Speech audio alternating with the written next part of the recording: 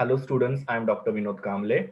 Now we are going to see the contents and statutory requirements of the prospectus. सबसे पहले हम लोग देखते हैं प्रोस्पेक्टस के अंदर क्या कंटेंट होता है। कंटेंट का मतलब इंफॉर्मेशन।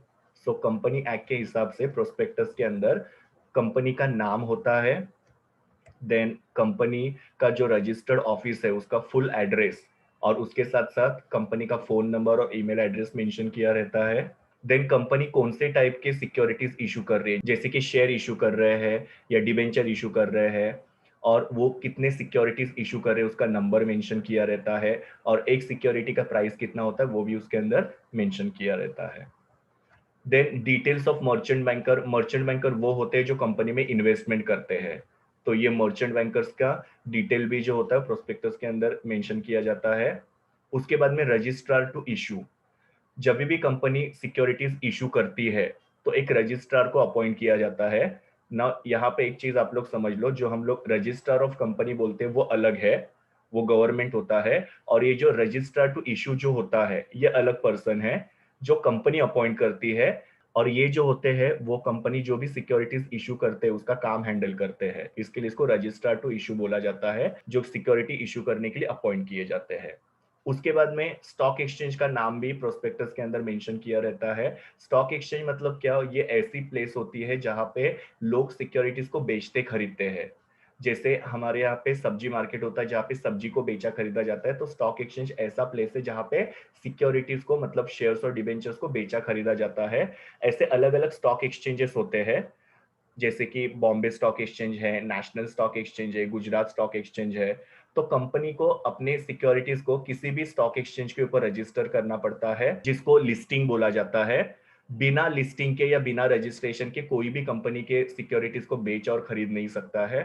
तो कंपनी चाहिए तो एक स्टॉक एक्सचेंज में या एक से ज्यादा स्टॉक एक्सचेंज में अपने सिक्योरिटीज को लिस्टिंग या फिर रजिस्टर करवा सकते हैं। तो कौन से स्टॉक एक्सचेंज के अंदर कंपनी के सिक्योरिटीज रजिस्टर्ड है वो स्टॉक एक्सचेंज का नाम प्रोस्पेक्टस में होता है।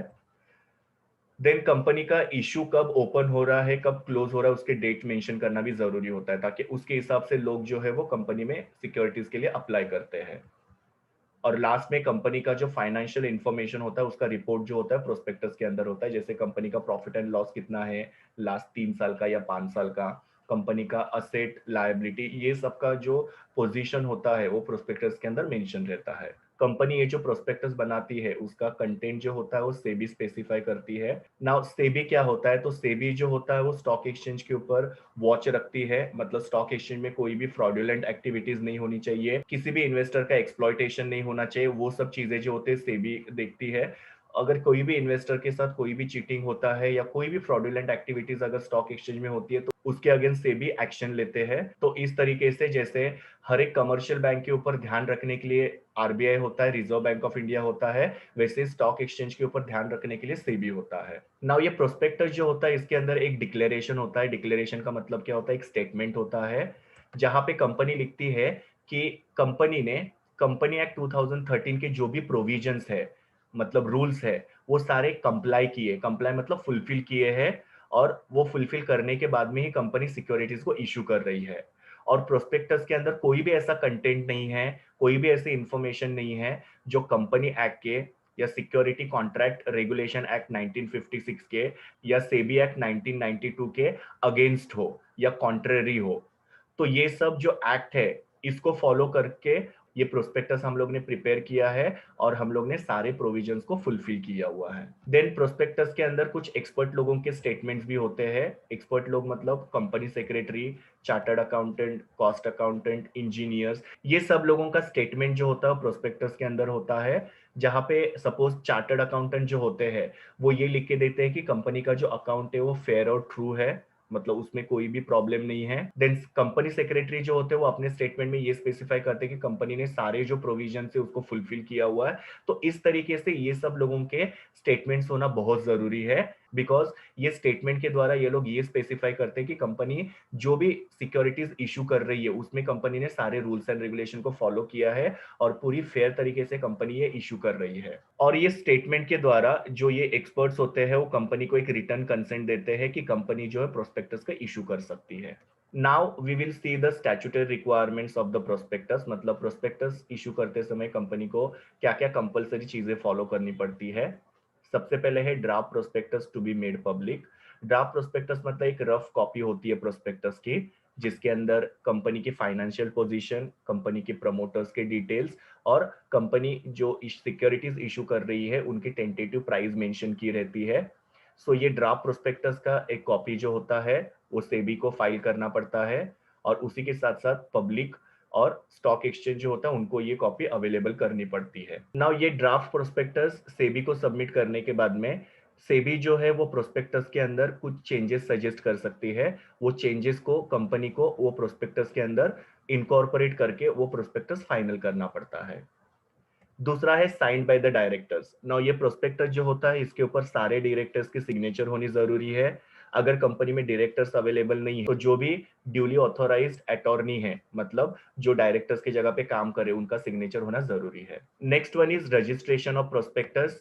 नाउ यहाँ पे सेबी ने प्रोस्पेक्टस के अंदर कुछ चेंजेस रिकमेंड किए थे, वो चेंजेस करने के बाद में कंपनी वो प्रोस्पेक्टस फाइनल करती है, और वो फाइनल प्रोस्पेक्टस का एक कॉपी जो होता है वो आरओसी को सबमिट करना पड़ता है, मतलब रजिस्ट्रार ऑफ कंपनी को सबमिट करना पड़ता है, और उसके बाद में ही कंपनी वो प्रोस्पेक्टस जो पब्लिक को इशू कर सकती है।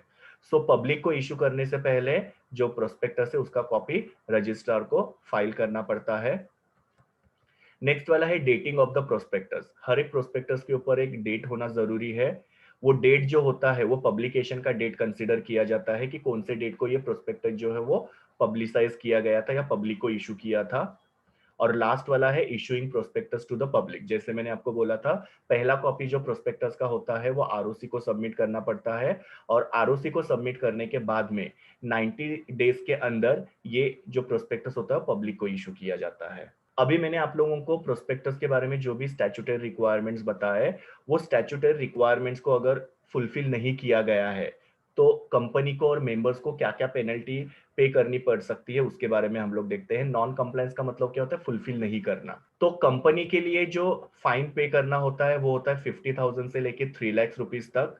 और कंपनी के जो मेंबर्स है जो ये प्रोस्पेक्टस बनाने में इन्वॉल्व है, उन लोगों को या तो 3 सालों का इम्प्रिजनमेंट हो सकता है। इम्प्रिजनमेंट का मतलब क्या होता है? जेल हो सकती है, या फिर उन लोगों को 50 लाख रुपीज से लेके 3 लाख रुपीज तक का फाइन लग सकता है, या कभी कभी ये दोनों भी हो सकता है।